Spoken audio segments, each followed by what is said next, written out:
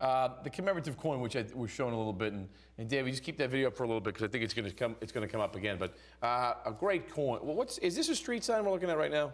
That's a street sign that's going to be posted up at the St. Augustus Cemetery out front. Okay. On the day of the dedication. Which is where he's buried. That's correct. Okay, and that street sign will be out in front of the cemetery. That's correct. Marking where he is. Okay.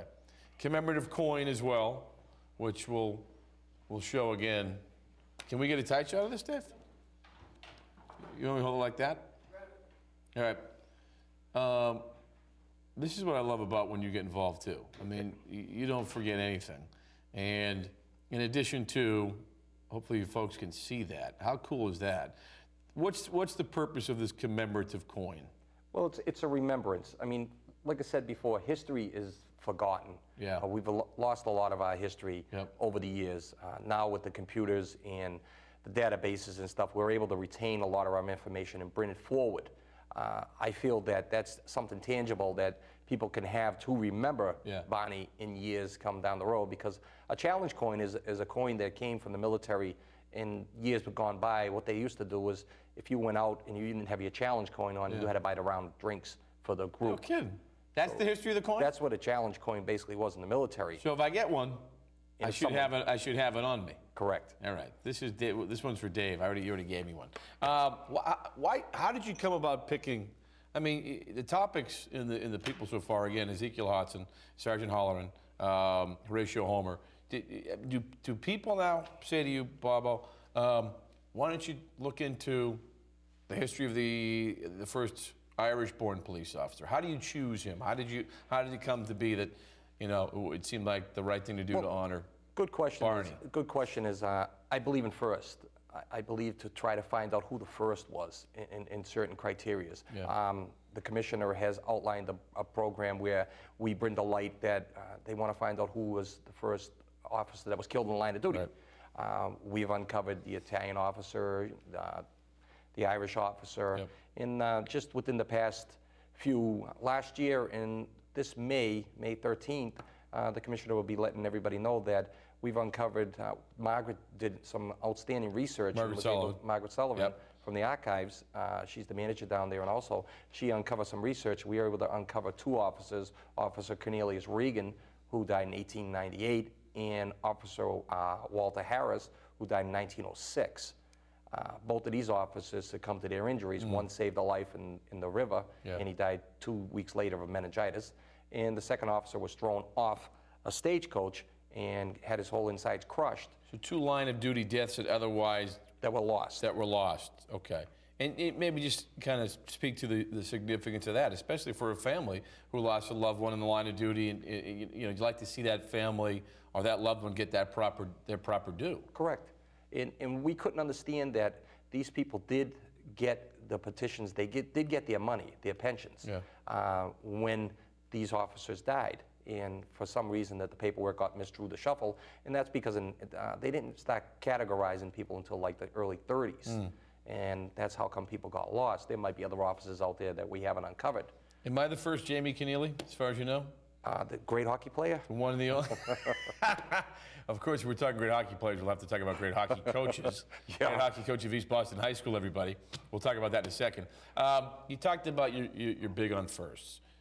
Why is it important to remember and honor the first? Because, I mean, I think there's an obvious answer to it, but, you know, knowing history, appreciating history, knowing that a lot of what you have today is because somebody had the courage, the conviction, the sacrifice to go first. But why is it important to remember the first? Well, I think it's very important to remember the first, because you got to remember that Boston Police is the first in the nation, police department.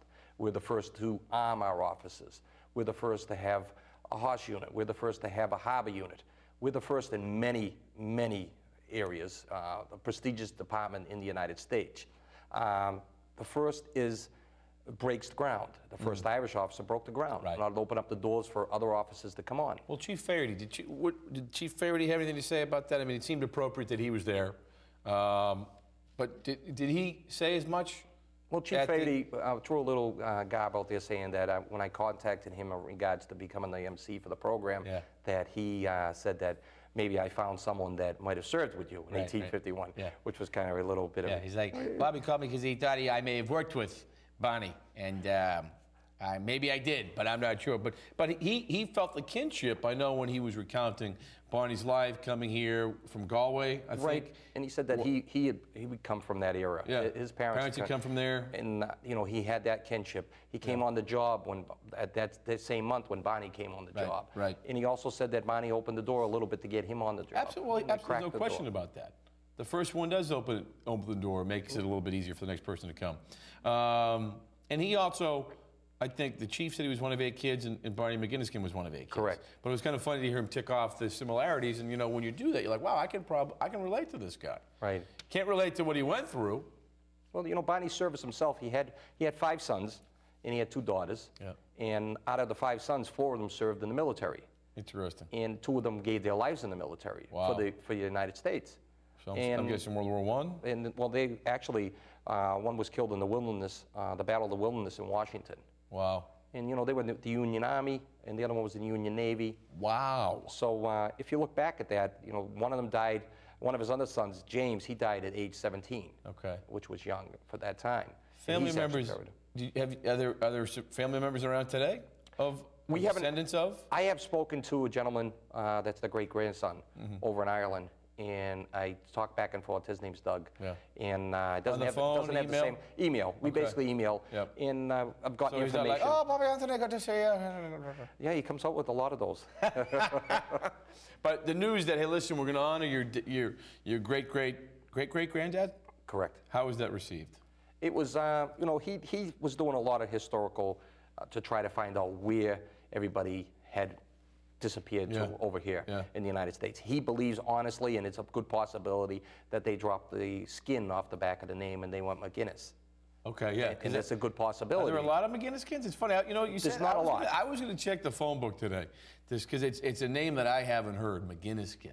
There isn't, and it's funny, when I was doing the history of... McGinnis makes more sense, yeah. You know, when I found out that Barney was a customs inspector, I was able to get the custom reports and documented him as a custom inspector over there. So he left, after he left the Boston Police Department, he became, which is kind of a little bit condescending, he became a U.S. Customs inspector. Okay. Now, here he couldn't stay on the Boston Police Department, but yet he could become a U.S. Customs He can work for the, United States, but he couldn't work on the city level. So there was kind of, you know, what was wrong? What was wrong? Yeah, a lot of stuff was wrong, obviously. For you, is it I want to say, almost like a treasure hunter, it seems. It seems like. It seems like you're digging. On the trail of... The commissioner has said that in the past. You know, you dig for a treasure and you keep digging, and then all of a sudden you open it up and there's the treasure chest in front of you. And obviously the commissioner's in full support of what you're doing. Oh, he does. I mean, the commissioner, I tell you, if it wasn't for the commissioner and the command staff, you know, with the chief and Superintendent Evans, and the backing that I get, couldn't do it. We wouldn't be able to do this. Yeah. And I mean, and again, you've done such a great job on many of these occasions. It's just, I love it. I love learning about our department. I love hearing about the people we're indebted to, who made things a little bit easier for everybody who came behind them. And it's just, it's so important. It's so important. Well, you know, and even in the Irish, if you look at the Irish, what the Irish gave for this department, you know, there's 70 Boston police officers killed in the line of duty. Out of the 70, 49 of them were Irish. Wow, I didn't know that. You know, historical, that's a real big figure. That's huge. What did the Irish give 49 of the 70 officers killed in the line of duty in the history department, and 49 of them are Irish? Correct. And that's Cornelius Reagan, who was just uncovered in 1898. He was the first Irish to give his life. Who do we want to thank? I mean, obviously we want to thank you, but as far as the event itself, which took place at Mount Washington Bank, I'm sure the Emerald Society is deserving of a couple props. Definitely the Emerald Society. Who helped this out? Well, you got the Emerald Society. You've got the people that stepped up to the bat were the Boston Police Superior Officers Federation, because we are getting a granite memorial put up there sometime in June. Okay. And the Boston Police Patrolmen's Association. The Emerald Society was huge. Richie Defoe over in South Boston Court. The Mount Washington Bank, South Boston Historical Society, and the South Boston Citizens Association. When you put the stone on his gravesite, is there going to be another occasion?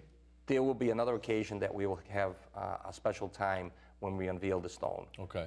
The stone is in process of being made right now, and we'll drop it in place. All right, so we'll go in front of the old stone that's still there. All right, so the last question to you, assuming Barney is looking down on us right now. What is Barney McGinnis saying about Bob Anthony and the good people who've taken time and effort to remember him and honor him? What's he saying? Or what do you hope he's saying? Well, I'm hoping that he's saying that, you know, I wish that he could have continued on with his profession, what he wanted to do, and the next best profession he could do was become a customs inspector, which is kind of handling the law enforcement aspects of coming over.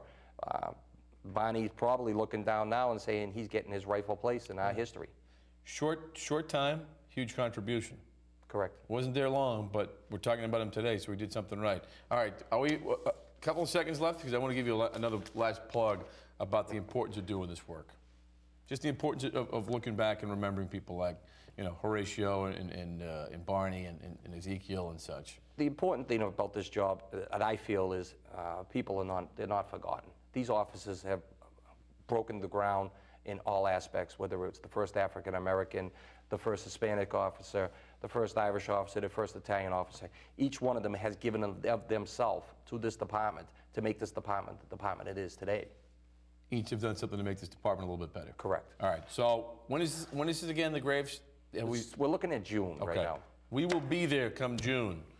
Bobby Anthony, East Boston High School head coach. Always a pleasure having Bobby on the show. You learn something when Bobby Anthony comes on the show. Thank you for watching. Hopefully you enjoyed tonight's show. Until next week, have a great week and be safe, everybody. Thanks again for watching Call the Cops.